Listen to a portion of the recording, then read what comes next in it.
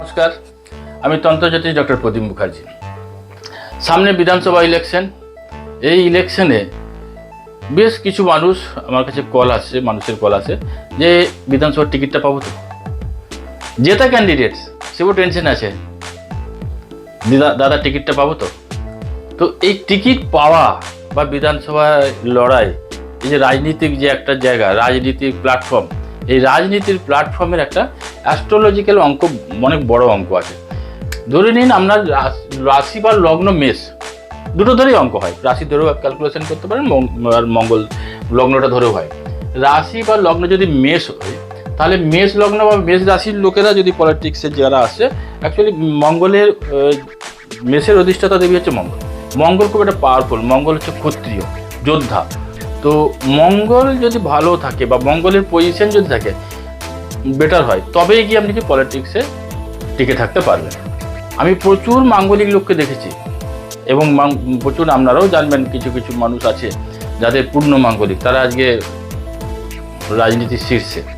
তো এরকম বহু মানুষ আছে যারা রাজনীতিক লড়াই লড়ছে, তাদের মঙ্গলের জায়গা অবশ্যই কিছু না কিছুভাবে আছে। মাঙ্গলিক থাকলে কিন্তু লড়াইয়ের একটা জায়গা ভালো, কারণ মাঙ্গলিক যারা হয় তারা খুব লড়াকু হয়। আর এই পলিটিক্সে আর একটা ঘর হচ্ছে 6 নম্বর ঘর। 1, 2, 3, 4, 5, 6 যদি মেষ রাশি হয়, তার 6 নম্বর ঘর হবে এটা কন্যার ঘর। তো এই যে ঘরটা, এই ঘরে কোন গ্রহ বসে আছে সেটা দেখতে হবে, কেন 6 হচ্ছে শত্রু, 6 হচ্ছে লড়াই। এই মানে পলিটিক্স যে জায়গা থেকে 6 নম্বর ঘরটাও খুব মারাত্মক। আর যেটা দেখতে হয় সেটা হচ্ছে চন্দ্র। চন্দ্র হচ্ছে পাবলিক রিলেশন দেয়। তাই পাবলিক রিলেশনের জায়গাটাও ভালো হতে হবে, মঙ্গলের পজিশন ভালো থাকতে হবে, 6th হাউস ভালো থাকতে হবে, তবেই আপনি লড়তে পারবেন। এইবার যারা টিকিটের জন্য বায়োডাটা জমা দিচ্ছে, অনেকে টিকিটের জন্য বায়োডাটা জমা দিচ্ছে, এই বায়োডাটা জমা দেওয়ার ক্ষেত্রে মানুষের আরও টেনশন বেড়ে গেছে যে আমার টিকিটটা হবে কিনা। একাধিক বায়োডাটা জমা পড়ছে, একটা বিধানসভায় মানে 7টা 8টা করে বায়োডাটা জমা পড়ছে। মানে ক্যান্ডিডেট, মানে আমি বলে রাখি, প্রচুর জেতা ক্যান্ডিডেট সিট বাদ যাবে, মানে তারা পাবে না, টিকিট পাবে না। আপনি মিলিয়ে নেবেন আমার কথা। প্রচুর জেতা ক্যান্ডিডেট আছে যারা জিতে এসেছে আগেবার, তারা এবারে কিন্তু টিকিট নাও পেতে পারে, সে চান্স অনেকেই বাদ যাবে।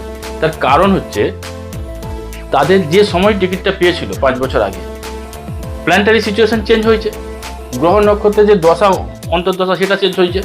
আবার যেটা গোচরে চলে, সেই গোচরে যে গ্রহরা নিজের কক্ষপথে ঘুরছে, সেই জায়গাটাও তো চেঞ্জ হয়েছে। 5 বছর আগে যেটা ছিল সেটা তো এখন নেই। যেমন ধরুন যারা মকর রাশির 5 বছর আগে 7.5 চলছিল, তো সেই সময় এখন তো সেই তার না 7.5 নাও থাকতে পারে। এই চন্দ্রের যে ঘরে থাকে, চন্দ্রের উপর দিয়ে যখন শনি পাস করে সেটাকে 7.5 বলি। এবার চন্দ্র কত ডিগ্রিতে ছিল, তাহলে কতটা পার হয়ে গেছে, এখন তো মকরের 7.5 নেই, তো 5 বছর আগে তো ছিল। তাহলে চেঞ্জ যে হয়েছে, এই পরিবর্তনটা কিন্তু আপনাকে অনেকটাই সাপোর্ট করবে পাওয়া না পাওয়াতে। এবার ধরে রাখুন যারা পাবে তাদের কি থাকলে পেতে পারে, এবং কি চন্দ্রের জায়গা দেখতে হবে, চন্দ্র কি পজিশন আছে। চন্দ্র হচ্ছে পাবলিক রিলেশন দেয়, চন্দ্র হচ্ছে পাবলিক রিলেটেড গ্রহ। আর লগ্ন বা মঙ্গলের যে ঘর, সেই ঘরটা আপনাকে দেখতে হবে। এবার কমিউনিকেশন দেয় 3 আর 8, 1, 2, 3 এই ঘরটা মেষ রাশি যদি হয় তার 3 নম্বর ঘর আর 8 নম্বর ঘর, এই দুটো কিন্তু কমিউনিকেশন। এই কমিউনিকেশনের জায়গাতে কে বসে আছে, আপনার জন্মছকে কোন গ্রহ বসে আছে, এবং গোচরে যেটা চলছে সেই গোচরে যে পজিশন, তাতে এই আপনার 3 নম্বর আর 8 নম্বর ঘরে কোন গ্রহ আছে, এই দুটো কিন্তু মারাত্মকভাবে এখানে ফ্যাক্টর হবে। কারণ এই দুটোর উপরে ডিপেন্ড করবে আপনি টিকিট আদৌ পাচ্ছেন কি পাচ্ছেন না। কেন আপনি জেতা ক্যান্ডিডেট হলেও পাবেন না যদি আপনার এই সব কমিউনিকেশনের জায়গাগুলো নেগেটিভ হয়ে যায়।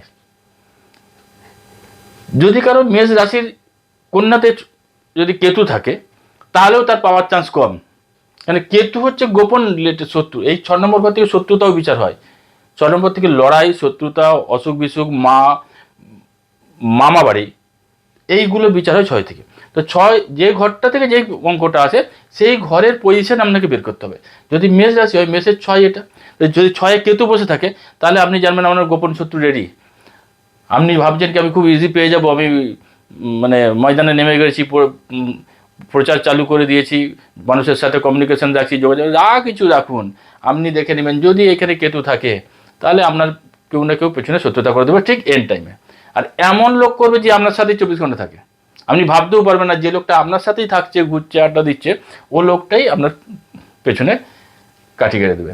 কারণ এই 6 হাউসের যদি কেতু থাকে, 6 হাউস হচ্ছে শত্রুতার ঘর, কেতু হচ্ছে গোপন, মানে গুপ্ত শত্রু, গোপন শত্রুতা করবে, আপনার সামনে থাকবে, আপনার সব কিছুতে হ্যাঁ করবে, আর পেছনে গিয়ে আপনার যাতে টিকিটটা না পায় তার ব্যবস্থা করছে।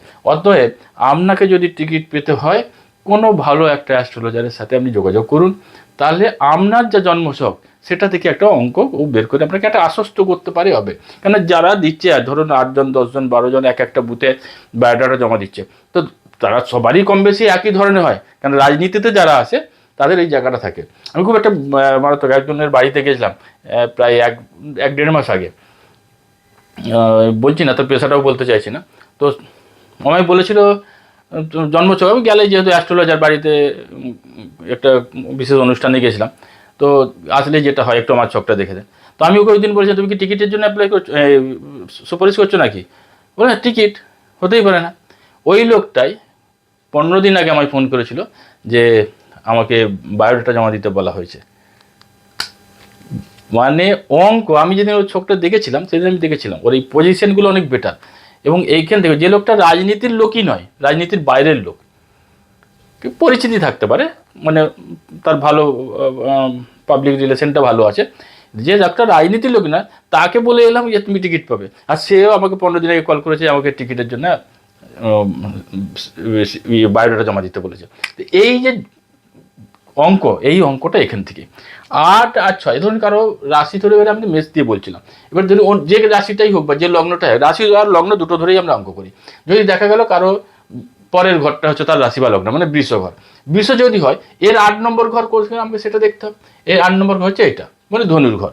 তা ধনুতে কোন রাশি আছে এবং এর 6 হচ্ছে এটা, এখান থেকে যদি 1 2 3 4 5 6, 6 হচ্ছে এই ঘরটা, তাহলে এই 6 আর 8, এই 6 হচ্ছে গোপন শত্রুতা। 6-এ কোন কোন গ্রহ বসে আছে সেটা দেখতে হবে, যদি সেরকম থাকে তাহলে তাকে সাবধান হতে হবে যে আমি কোন কথাগুলো কোথায় বলছি বা কিভাবে আমি মানে হ্যান্ডেল করব। খুব কাছের লোকের থেকে সাবধান, নাহলে আপনার সর্বনাশ।